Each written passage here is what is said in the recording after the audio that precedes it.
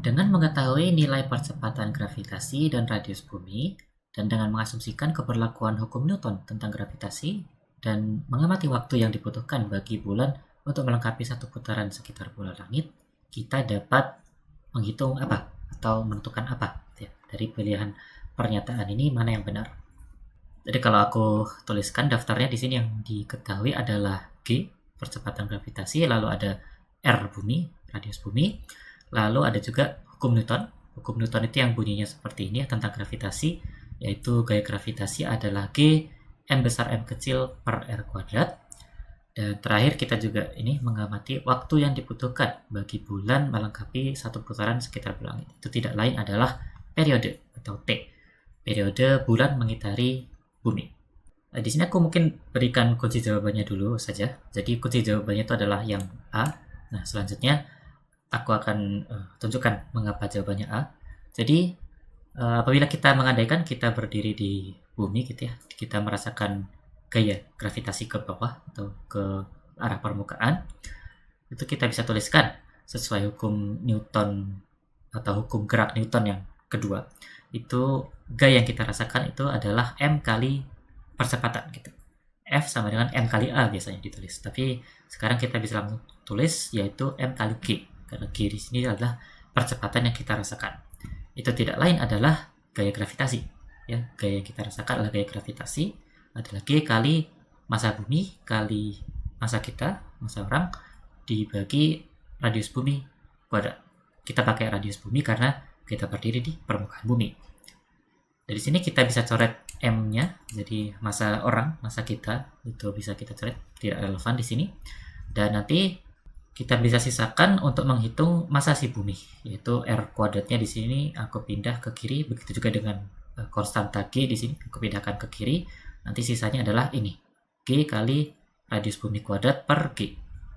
Nah, mungkin dari sini kelihatan kalau kita tahu G, kita tahu R bumi, dan juga konstanta gravitasi tentunya diketahui juga ya, karena dia adalah sebuah konstanta. Kita bisa tahu massa bumi gitu. Dan ini mungkin akan mengecoh pada pilihan jawaban yang B, menentukan massa bumi. Tapi ini tidak cukup tepat gitu, karena sebenarnya dari daftar hal yang kita ketahui ada satu yang belum dipakai, yaitu T, periode bulan mengitari bumi tadi ya. Kita hanya pakai 3 yang di atas, tapi T-nya belum kepake. Nah, berarti kita harus pakai ini, si T-nya ini, dan mengaplikasikan periode itu paling mudah dipikirkan adalah kita menggunakan hukum 3 Kepler. Itu yang berbunyi seperti ini, T kuadrat per A pangkat 3 akan sama dengan 4 Pi kuadrat per GM. Jadi periode di sini T-nya, sedangkan A itu kalau dalam orbit yang berbentuk elips seperti gambar ini, A itu tidak lain adalah setengah sumbu panjang. Jadi elips punya sumbu pendek dan sumbu panjang. A ini adalah setengah sumbu panjang. Dari sumbu panjang ini dibagi 2 saja. Jadi dari tengah sini ke pinggir yang panjang. Atau kalau dalam istilah sehari-hari, A ini juga tidak lain adalah jarak rata-rata gitu ya. Setengah sumbu panjang ini tidak lain juga ada jarak rata-rata dari si pusat orbit dengan yang mengorbitnya. A ini adalah jarak rata-rata. Jadi kalau kita lanjutkan dari hukum 3 Kepler tadi, dan kita gunakan untuk M-nya ini, kita gunakan massa bumi saja. Kenapa begitu? Karena massa bumi itu jauh lebih besar daripada massa bulan. Jadi ini hal yang sering dilakukan untuk perhitungan astronomi gitu. Kalau M di hukum 3 Kepler ini kan sebenarnya massa total sistem ya. Jadi seharusnya kita mempertimbangkan massa pusat orbit dengan massa si pengorbitnya. Tetapi karena pada kasus ini bulan mengitari bumi dan bumi itu masanya lebih daripada bulan, jauh lebih besar daripada bulan, maka massa bulannya kita abaikan. Jadi yang kita pakai di M di sini hanyalah massa bumi saja. Itu tidak apa-apa sebagai aproksimasi.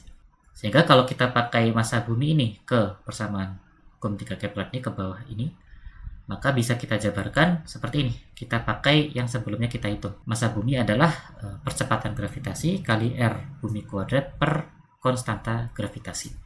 Jadi kita masukkan ke sini gitu ya. Ini massa bumi di sini. Dan ini kita bisa atur persamaannya untuk mencari A di sini. A pangkat 3. Itu akan tidak lain adalah T kuadrat kali percepatan gravitasi kali radius bumi kuadrat per 4 Pi kuadrat. Ini utak-atik matematis saja ya.